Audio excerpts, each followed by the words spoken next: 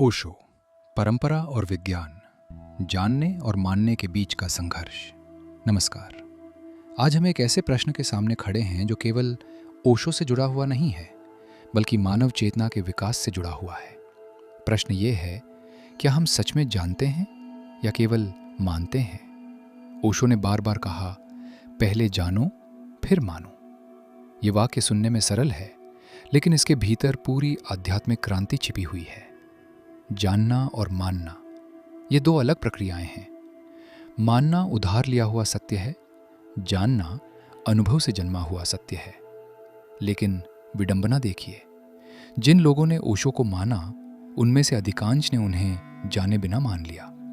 यहाँ तक कि कुछ आधुनिक आचार्य जी और अनेक कथावाचक, अनेक धार्मिक गुरु जो कि पूरी तरह ओशो के विचारधारा में डूबे हुए हैं, वे उन विचारधाराओं को अपना जामा पहनाकर परंपराओं का विरोध करते हैं।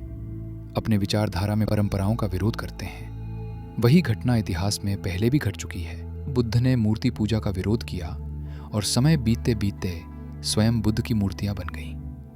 ये विरोधाभास मानव मन की एक गहरी प्रवृत्ति को उजागर करता है। मनुष्य स्वतंत्र खोज से डरता है। उसे तैयार निष्कर्ष अधिक सुरक्षित लगते हैं। ज्ञान बनाम अनुभव, तर्क की सीमा। ज्ञान अक्सर हम सूचना के रूप में समझते हैं, लेकिन अनुभव उससे भिन्न है। ज्ञान तर्क पर आधारित होता है, अनुभव अस्तित्व पर। जब किसी व्यक्ति की तार्किक क्षमता बहुत प्रखर होती है, तो वो अपने अनुभवों को भी विश्लेषण की छुरी से काट देता है। परिणाम स्वरूप वो जानकार तो बन जाता है, लेकिन अनुभवी नहीं। यहीं पर विज्ञान और अध्यात्म का एक सूक्ष्म संगम दिखाई देता है।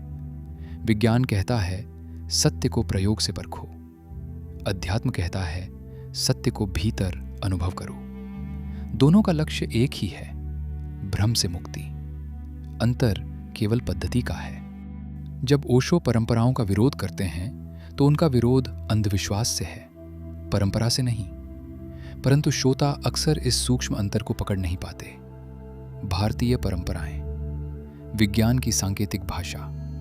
भारतीय परंपराएं किसी एक व्यक्ति की रचना नहीं है, वे हजारों वर्षों के सामूहिक अनुभव का परिणाम है। उस समय का समाज आज जितना वैज्ञानिक शब्दावली से परिचित नहीं था, इसलिए ज्ञान को विधियों और प्रतीकों में व्यक्त किया गया। उदाहरण के लिए, 1. प्रातःकाल ध्यान और सूर्य नमस्कार। आधुनिक विज्ञान बताता है कि सुबह की सूर्य किरणें शरीर की जैविक घड़ी सर्केडियन रिदम को संतुलित करती हैं। योग और सूर्य नमस्कार इसी सिद्धांत पर आधारित थे। 2. उपवास की परंपरा। आज विज्ञान इंटरमिटेंट फास्टिंग को स्वास्थ्य के लिए लाभकारी मानता है। भारतीय उपवास परंपराएं शरीर के विषहरण और मानसिक अनुशासन की वैज्ञानिक प्रक्रिया थी। 3. मंत्रोच्चार। ध्वनि तरंगें मस्तिष्क की तरंगों को प्रभावित करती हैं। संस्कृत मंत्रों की संरचना ध्वनिक विज्ञान से गहराई से जुड़ी है। इन परंपराओं का विरोध अक्सर इसलिए होता है क्योंकि लोग उनकी विधि देखते हैं, विज्ञान नहीं। ओशो का दर्शन अत्यंत शक्तिशाली था। उन्होंने व्यक्ति को स्वतंत्र सोचने की प्रेरणा दी। लेकिन यह भी सत्य है कि वे मुख्यतः दार्शनिक थे, वैज्ञानिक नहीं। दर्शन प्रश्न उठाता है, विज्ञान उत्तर खोजने की पद्धति देता है।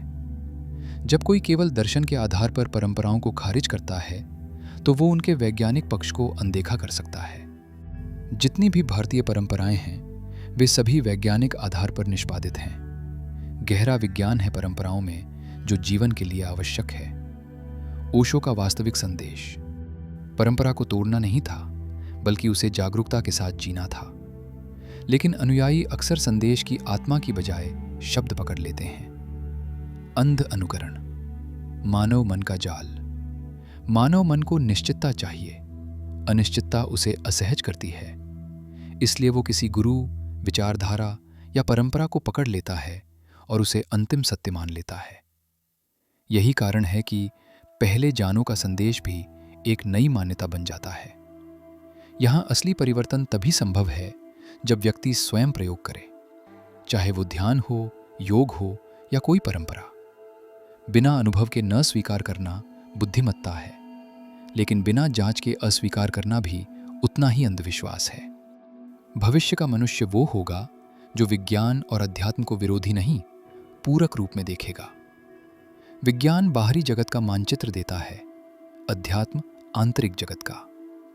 भारतीय परंपराएं इन दोनों के बीच पुल बनाने का प्रयास थीं। ओशो की सबसे बड़ी देन शायद यही है कि उन्होंने प्रश्न पूछने का साहस जगाया। लेकिन प्रश्न पूछना यात्रा की शुरुआत है, अंत नहीं। उत्तर अनुभव से जन्म लेते हैं। जानने की संस्कृति। यदि हम सच में परिवर्तन चाहते हैं तो हमें मानने की संस्कृति से जानने की संस्कृति की ओर बढ़ना होगा। इसका अर्थ परंपराओं को त्यागना नहीं, बल्कि उन्हें समझना है। जो परंपरा अनुभव में सत्य सिद्ध हो उसे अपनाइए, जो नहीं उसे छोड़ दीजिए। यही वैज्ञानिक दृष्टि है और यही आध्यात्मिक ईमानदारी। अंततः सत्य किसी गुरु, ग्रंथ या परंपरा की संपत्ति नहीं है। सत्य केवल अनुभव में प्रकट होता है। और शायद यही वह बिंदु है जहां ओशो, बुद्ध और प्राचीन ऋषि सभी एक साथ खड़े दिखाई देते हैं। ओम